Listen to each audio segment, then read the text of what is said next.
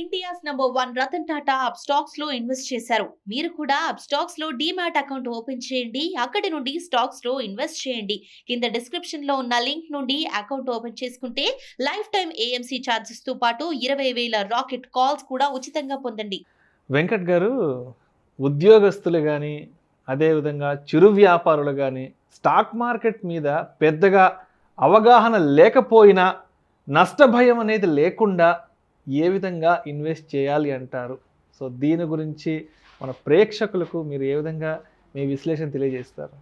నష్టభయం లేకుండా అంటేనండి, ముఖ్యంగా మనం చూడాల్సింది ఏంటి అంటే స్టాక్స్ అనే దాంట్లో ఇన్వెస్ట్మెంట్ చేయకూడదండి. స్టాక్స్లో ఇన్వెస్ట్ చేయకుండా ఉంటే నష్టభయం అనేది తగ్గుతుందండి. అంటే స్టాక్స్ కాకుండా ఇంకా దేంట్లో ఇన్వెస్ట్ చేయొచ్చు అనే క్వశ్చన్ వస్తుంది ఇక్కడ. అందుకే మనకి ఈటీఎఫ్స్ అని ఉంటాయండి, ఎక్స్చేంజ్ ట్రేడెడ్ ఫండ్స్. సో ఈ ఈటీఎఫ్స్ ఏంటంటేనండి మనకి ఆల్మోస్ట్ లైక్ మ్యూచువల్ ఫండ్స్ అనమాట.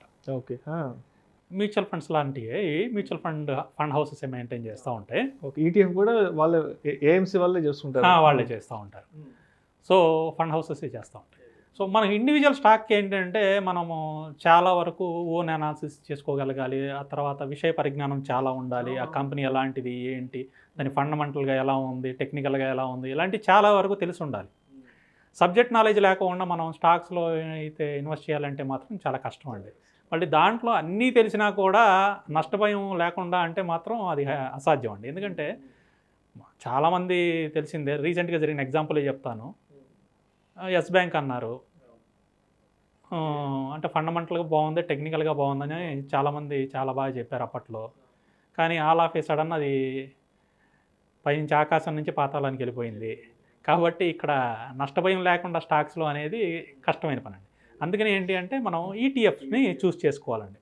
కామన్ మ్యాన్ ఎవరైనా సరే, అంటే ఎవరికైతే టెక్నికల్ నాలెడ్జ్, ఫండమెంటల్ నాలెడ్జ్ ఇలాంటివి లేదో, ఫైనాన్షియల్ బ్యాక్గ్రౌండ్ లేకోకుండా వాళ్ళు, అంటే జాబ్స్ చేసుకునే వాళ్ళు కానీ, బిజినెస్ చేసుకునే వాళ్ళు కానీ, ఎవరైతే ఇన్వెస్ట్మెంట్ మార్కెట్లో ఇన్వెస్ట్ చేద్దాం అనుకుంటున్నారో, మ్యూచువల్ ఫండ్స్ కాకుండా వేరే డైరెక్ట్ ఈక్విటీ సెగ్మెంట్లో ఇన్వెస్ట్ చేద్దాం అనుకున్నప్పుడు ఏంటంటే డైరెక్ట్ స్టాక్స్గా కాకుండా ఈటీఎఫ్స్లో ఇన్వెస్ట్ చేసుకుంటే అది స్టాక్స్లోకే అల్టిమేట్గా తీసుకెళ్తుంది. కాకపోతే ఏంటంటే డైరెక్ట్ స్టాక్లో పెట్టుకోకుండా పార్ట్స్గా పెట్టుకుంటా వెళ్తుంది అనమాట.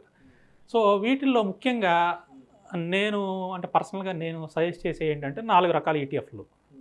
ఒకటి వచ్చేసండి నిఫ్టీ బీస్, 2 బ్యాంక్ బీస్, 3వది పిఎస్యు బ్యాంక్ బీస్, 4వది గోల్డ్ బీస్ అండి. ఈ 4. నిఫ్టీ బీస్ అంటేనేమో నిఫ్టీ 50లో ఇన్వెస్ట్ చేస్తారండి. బ్యాంక్ బీస్ అంటే బ్యాంక్ నిఫ్టీలో ఉన్న 12 స్టాకుల్లో ఇన్వెస్ట్ చేస్తారు. పిఎస్యు బ్యాంక్ బీస్ అంటేనేమో గవర్నమెంట్ సెక్టర్ బ్యాంక్స్లో ఇన్వెస్ట్ చేస్తారు. తర్వాత గోల్డ్ బీస్ అంటేనేమో డైరెక్ట్ గోల్డ్లో ఇన్వెస్ట్ చేసేది. సో వీటిల్లో ఇన్వెస్ట్ చేయడం వల్ల ఏమవుతుంది అంటే మనం ఇండివిజువల్గా ఏదో ఒక స్టాక్లో ఇన్వెస్ట్ చేయకుండా మనం డిస్ట్రిబ్యూట్ చేస్తున్నామండి మన మనీని. రకరకాల స్టాక్స్లో మనం డిస్ట్రిబ్యూట్ చేసినప్పుడు ఏమవుతుంది అంటే ఈ నష్టభయం అనేది ఆల్మోస్ట్ ఉండదండి. అండ్ మోర్ ఓవర్ ఇక్కడ నిఫ్టీ బీస్ ఎగ్జాంపులే తీసుకుందామండి. నిఫ్టీ అనేది మన NSE main index. So index 0 అవటం అనేది ప్రపంచంలో అసాధ్యం అండి. అంటిల్ అన్లెస్ ఇంకా ప్రపంచంలో మొత్తం అంతా కనుమరుగైపోతే అప్పుడు 0 అవుద్దండి. ఇండెక్స్ అనేది 0 అనేది కాదు. అలాగే ఇప్పుడు గోల్డ్ ఉందండి, గోల్డ్ బీస్, గోల్డ్ సున్నా ఏమవుతుందండి, 0 కాదు.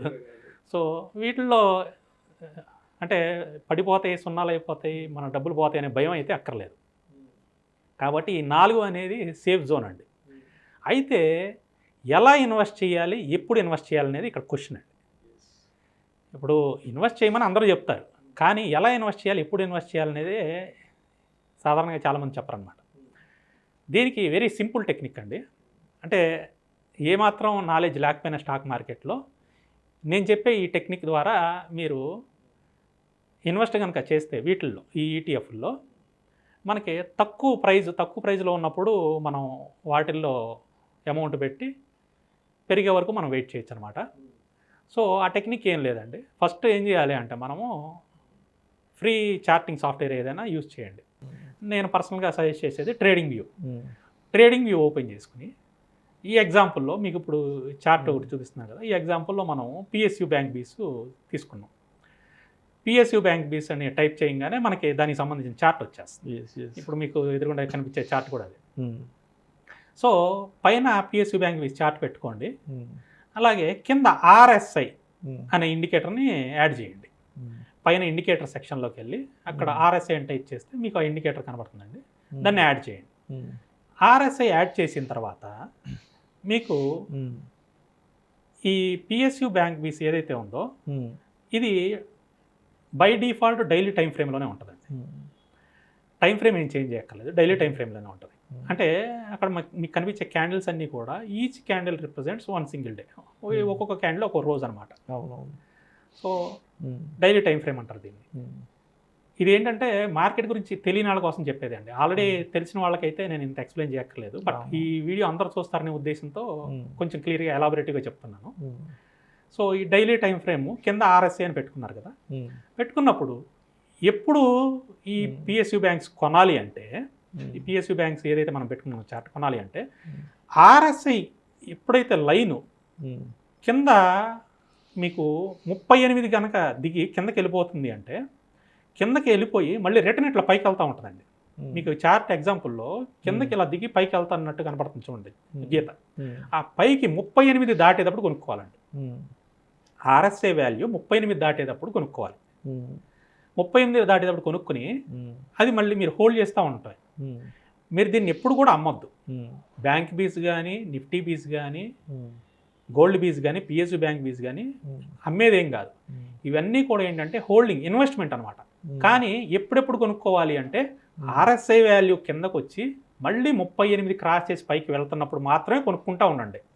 అట్లా మీకు సంవత్సరంలో మీకు పిఎస్యు బ్యాంక్స్ ఒక 7-8 సార్లు ఆపర్చునిటీ ఇస్తుంది, నిఫ్టీ ఒక 5-6 సార్లు ఆపర్చునిటీ ఇస్తుంది, బ్యాంక్ నిఫ్టీ ఒక 7-8 సార్లు ఆపర్చునిటీ ఇస్తుంది, గోల్డ్ ఇస్తూ ఉంటుంది.